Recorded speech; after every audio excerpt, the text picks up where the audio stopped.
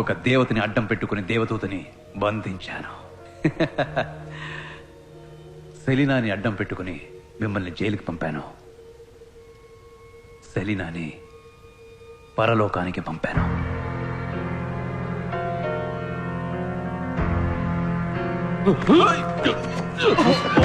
Father పని చేయొచ్చా? Father కి కోపం రాకూడదండి బాబు. Nice nice nice nice nice. ఈ ఫోటోలో ఉంది ఎవరు మిస్ అల్దారా?